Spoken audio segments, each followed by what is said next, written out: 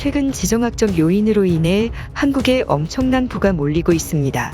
최근 2년 사이에 중국과 일본의 수많은 첨단 제조업체들이 한국의 남서해안 일대로 집중되고 있습니다. 그뿐 아니라 정치적 박해를 받고 있는 수많은 중국 내 부유층들의 새로운 터전으로 한국이 거론되면서 한국에 거대한 변화가 일어날 것으로 관측되고 있습니다. 국토전략TV 16세기 프랑스에는 위그노교도라는 특별한 능력을 지닌 공업인들, 예술가들, 세공인들이 많이 거주했습니다. 이들은 뛰어난 직물제조 기술, 뛰어난 시계장인들이 많았으며 성실하고 부지런한 성격으로 프랑스의 주요 중산층 집단이었습니다. 그런데 1562년부터 1598년 프랑스에서 일어난 급격한 정치제도 변화로 인해서 위그노들에 대한 집단적 박해가 일어났고, 살기 좋고 온화한 프랑스에 거주하던 위그노인들은 척박한 땅인 잉글랜드, 독일, 북유럽, 스위스 알프스 등지로 피신을 하게 됐고, 유럽의 최강 공업 국가였던 프랑스는 한순간에 공업기술 공백 사태가 일어났습니다. 반면 프랑스로부터 위그노인들을 받아준 영국, 독일, 북유럽, 스위스는 산업혁명을 일으키며 오늘날까지 강대한 산업대국으로 일떠설 수 있었습니다. 오늘날 이와 같은 일이 다시 벌어지고 있습니다. 바로 중국입니다. 중국은 닉슨 대통령과 마오쩌둥의 핑퐁 외교가 시작되면서 소비에트 러시아를 견제하기 위한 미국이 파트너 국가로 급부상했습니다. 1970년대 개방을 시작하여 소련이 붕괴된 1990년, 그리고 9.11이 일어난 2000년대 초까지 중국은 미국의 파트너 국가로 자리 잡았습니다. 주로 중국은 미국의 물가를 잡을 수 있는 저렴한 공산품들을 대량으로 미국에 공급하여 무제한 풀어대는 달러의 가격 안정화를 이룰 수 있게 하는 아주 좋은 파트너였습니다.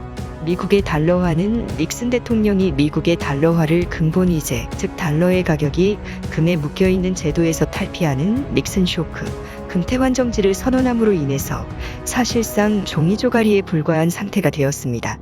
이 때문에 강력한 물가 폭등을 야기하였고, 서민들이 살 수 있는 공산품들의 가격은 천정부지로 치솟게 됐으나, 닉슨 대통령은 중국과 수교를 하면서 중국을 세계에서 가장 강력한 공업국가, 즉 미국의 공산품을 안정적으로 공급할 수 있는 나라로 선택하면서 1970년대부터 2010년대까지 거의 반세기에 이르는 기간 동안 엄청난 혜택을 입었습니다.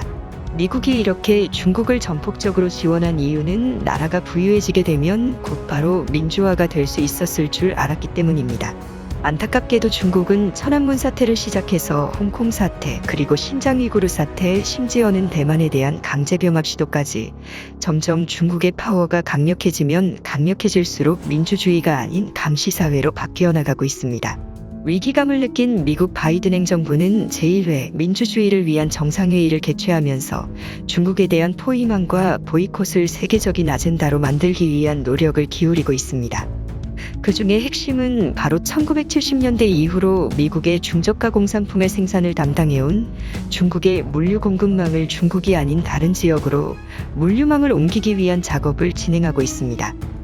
중저가의 제품을 만드는 중국의 경공업 제조업체들은 이미 동남아시아로 많이 이전하는 추세이지만, 나머지 제4차 산업혁명의 핵심 기술인 IT정보통신, 기계공업, 전자제품 등의 기술 기업들은 유럽이나 미국으로 이전을 해야 하지만, 높은 세금과 다른 문화적 배경, 주요 시장과의 거리가 너무 먼 이유 등으로 어려운 상황입니다.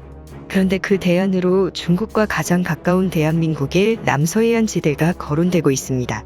한반도에서 가장 산업화가 많이 된 지역은 수도권을 제외하고는 부산, 울산, 경남, 포항, 대구, 구미 등의 지역이 핵심 주축이 되어 한국의 산업을 이끌어왔으나, 최근 들어 남서해안 일대의 산업시설 개발을 위한 외국인 부동산 투자 면적이 크게 늘어나고 있습니다. 이는 단순한 부동산 투기라기보다는 공장 건설과 설비 투자를 위한 부동산들로 관측되고 있는데, 지난해 경기도에 이어 가장 많은 면적이 집계된 곳은 바로 전남지방이었습니다.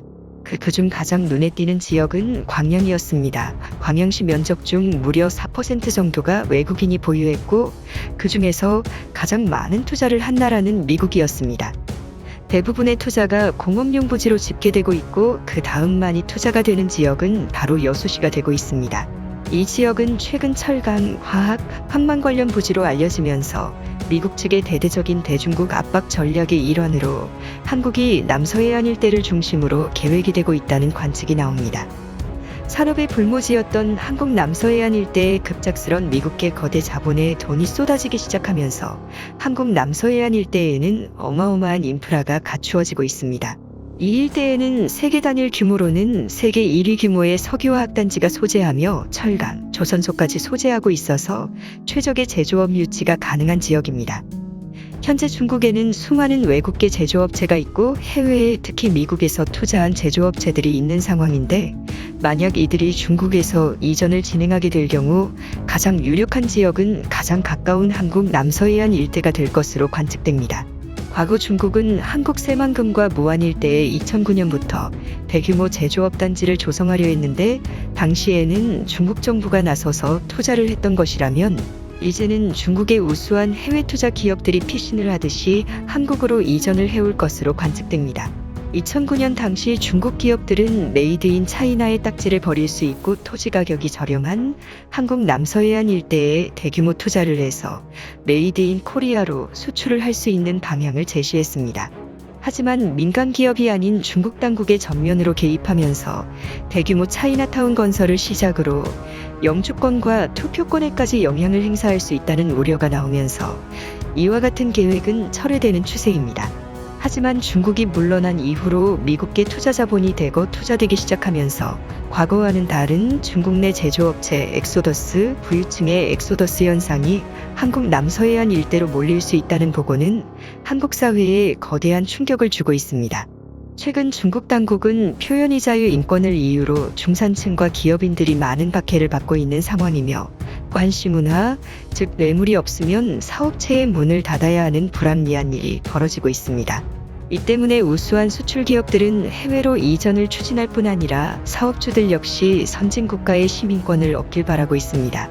그동안은 싱가포르나 동남아시아 같은 나라들이 그 대상지가 됐다면 한국이 그 피난처로서의 역할을 할 수 있을 것으로 관측됩니다. 또 다른 나라는 일본입니다.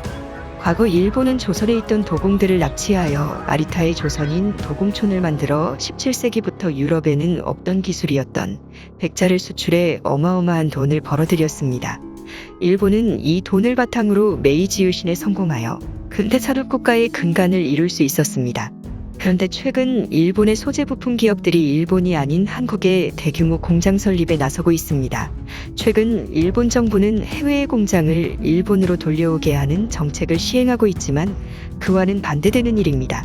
스미토모 화학, 다이킨 공업, TOK 등 수많은 일본계 기업들은 한국에 막대한 설비 투자를 단행하며 일본 당국을 큰 충격에 빠뜨리고 있습니다. 이에 대한 배경으로는 한국의 4차 산업혁명 정보통신 인프라가 너무 잘 깔려 있고, 일본과는 달리 공공행정 시스템이 모두 전산화되어 있어 일본보다 인허가 절차라던가 각종 행정 절차가 투명하고 신속하게 이루어지기 때문으로 해석됩니다. 놀라운 점은 상당수의 일본 기업주들이 도레인, 즉 과거 백제계 귀족들의 후예라는 점입니다. 이 때문에 한국에 투자를 하는 것은 과거 고향에 다시 돌아간다는 의미가 되고 있어 거대한 충격을 주고 있습니다. 이러한 상황과 맞물려서 최근 백제 권능이나 백제 관련 문화유적들에는 일본인들의 방문이 크게 늘어나고 있습니다.